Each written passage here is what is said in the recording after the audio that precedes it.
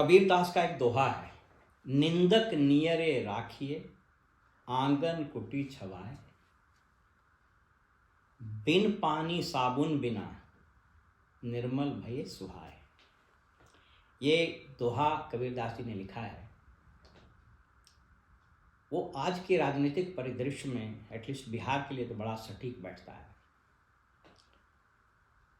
दो सलाहकार की मंडली ने नीतीश कुमार और तेजस्वी नेता विरोधी दल, ये दोनों की लुटिया डुबोने में कोई कसर नहीं छोड़ा। और सिमिलरिटी देखिए, नीतीश जी के एक सलाहकार जो पटना में उनके आवास पर रहते हैं और एक सलाहकार दिल्ली में रहते हैं, इन दोनों ने नीतीश कुमार की भद पिटवा दी है। अब वो अपने से न कुछ बोलते हैं न अपने से कुछ करते हैं। वो बिल्कुल एक पुराने ज़माने में गुड्डा गुड़िया का खेल होता था, जिसकी डोर किसी दूसरे के हाथ में रहती थी, वो बिल्कुल नचाता था। तो ये दोनों सलाहकार नीतीश जी को वैसे ही नचा रहे हैं। तेजस्वी की भी हाल वही हो गई। इनके भी दो सलाहकार हैं, एक पटना में रहते हैं और एक दिल्ली में रहते हैं, और इनका भी लुटिया यही लोग डुबा रहे हैं। जी हाँ, और ये हम नहीं कर रहे हैं। विगत 6-7 महीने 8 महीने का अगर आप न्यूज़ का एनालिसिस कीजिएगा, विवेचना कीजिएगा, तो पाइएगा कि नीतीश के निरंतर हो रहे अवसान में इन्हीं दोनों सलाहकार की अहम भूमिका है।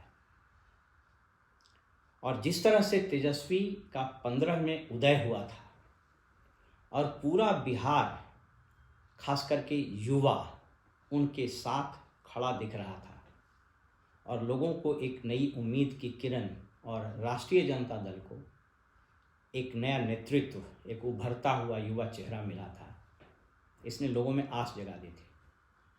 लेकिन उसके बाद से जब इन दोनों सलाहकार की एंट्री हुई, उसके बाद से आरजेडी के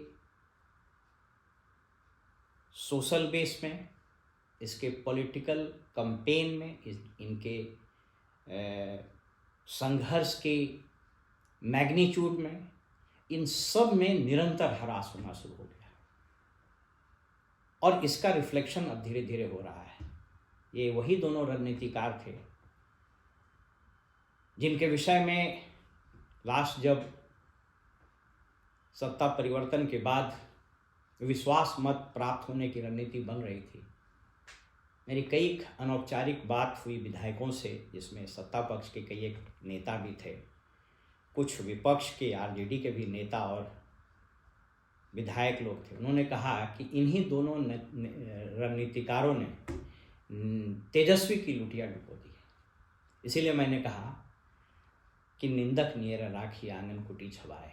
समस्या ये है आज के तारीख में कि अगर कोई सलाहकार कड़वी बात कह दे, कोई तथ्य आपके पास रख दे जो आपका कर्ण प्रिय नहीं हो, जो आपको सुनने में अच्छा नहीं लगे, तो अक्सर नेता वैसे सलाहकार, वैसे शुभचिंतक को किनारे लगा देते हैं। विदुर जी ने एक बार धृतराष्ट्र की सभा में कहा था कि हे महाराज, जब राजा को उसके मंत्री झूठ बोलने लगे और उनकी कर्ण प्रिय बात करने लगे, तो समझ लेना चाहिए कि उस राज्य के पतन की प्रक्रिया का प्रारंभ हो गया है। कदाचित आज मुख्यमंत्री, जो नेता होते हैं विधानसभा के और एक नेता प्रतिपक्ष विधानसभा के, दोनों की इस कहानी में समानता है। दोनों अपने एक जोड़े सलाहकार और रणनीतिकार के चलते निरंतर अवसान की ओर जा रहे हैं।